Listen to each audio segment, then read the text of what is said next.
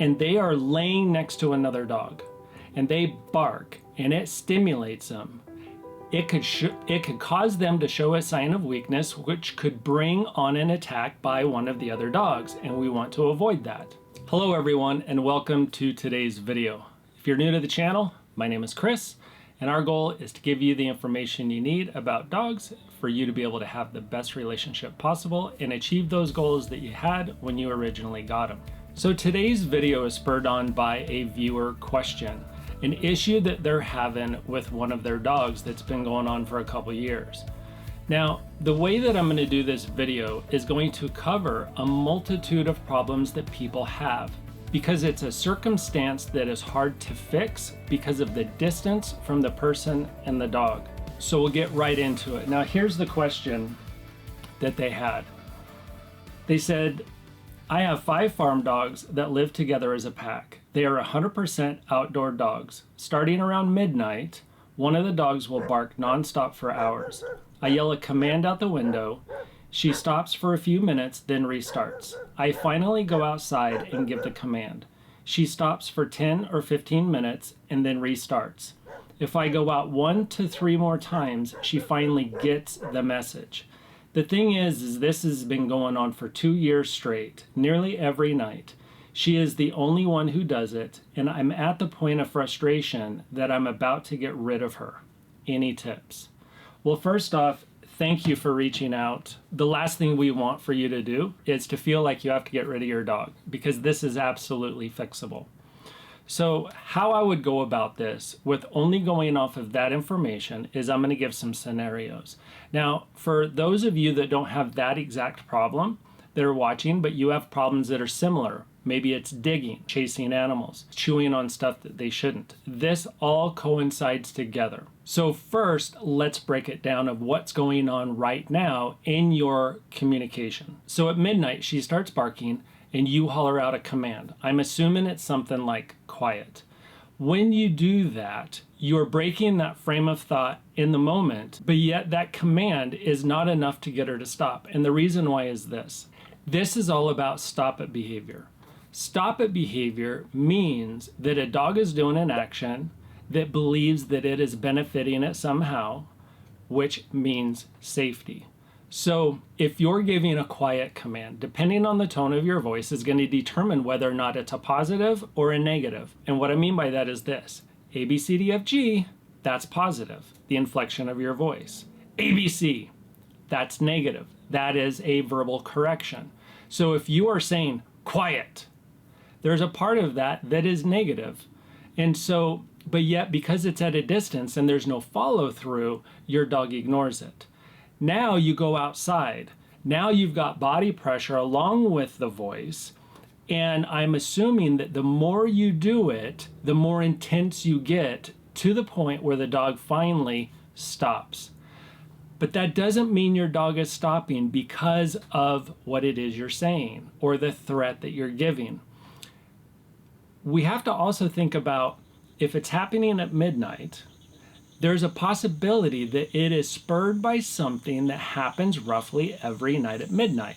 Whether it's a noise, a vehicle driving by, somebody coming home from work, going to work, working a night shift, whatever it might be, there's something that could be happening that starts it.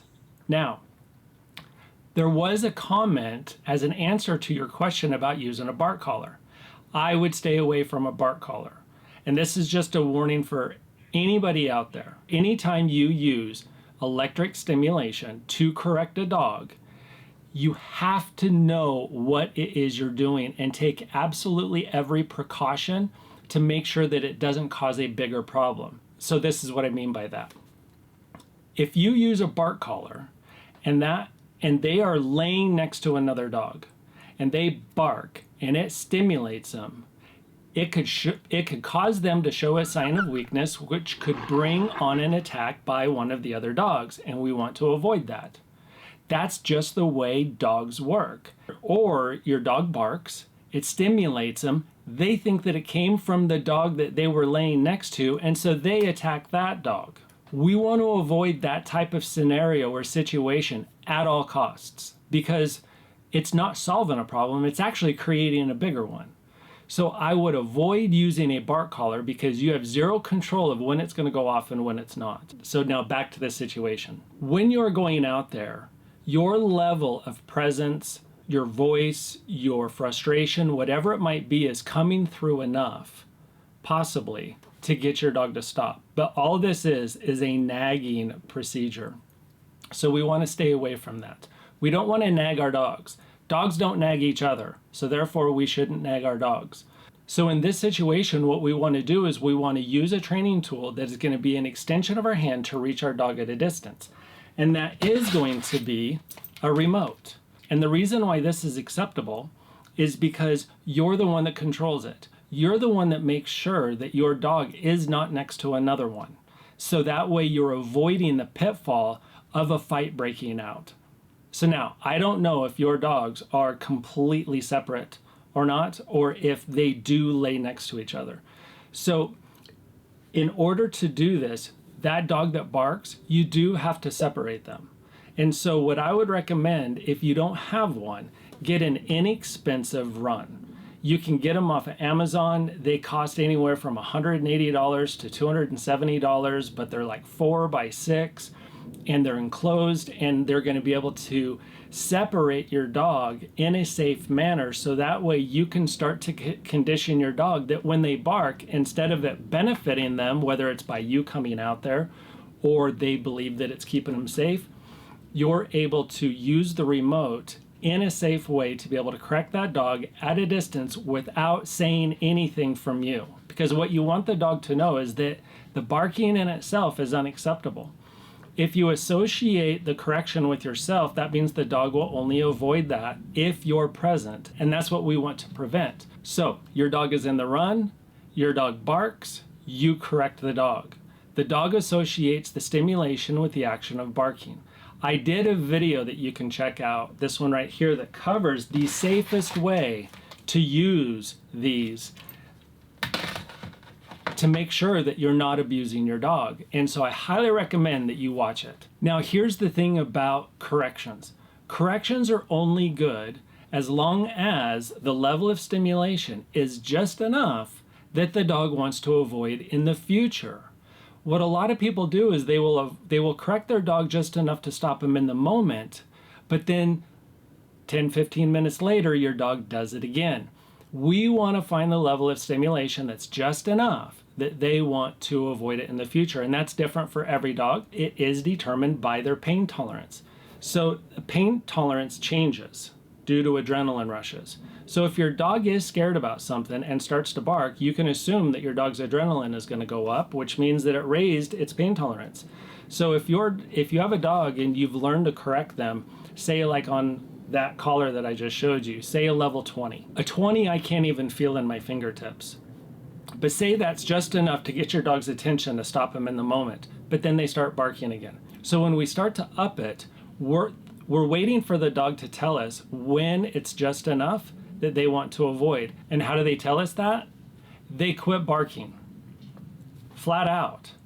They might bark or try to bark once again after an hour or 2 hours. But in this situation, because of the 2 years of conditioning of this dog doing it over and over and over and over again, we have to break that. It doesn't take 2 years to fix by any means, but it might take 3 days if done correctly. Now, it's important that I explain what correctly means. You are going to be taking this time to be able to make sure that you are prepared and ready. So this dog may not wear this collar through the day, but at night it does.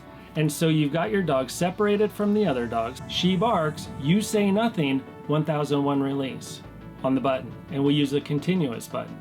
Again, that video I talked about covers all of this. And you're gonna take the next 2 to 3, 4 nights to make sure that every single time she barks, you're gonna correct her. The thing is it does take consistency. Now, if you have further questions, I gave you my number and you are more than welcome to call me. This is what I do for a living. And for those of you that are out there that have questions, whether it be about my videos or situations and you need tips and stuff, I'm different than other trainers. I'm giving you my number. If you go into the description, you'll find my website. It has my contact information in there. So again, Thank you for watching this. I hope I was able to answer your question in a way that is going to be able to give you success. For anybody else that has questions about problems that they're having with their dog, please leave them down in the comments, and I'd be more than happy to help you out however I can.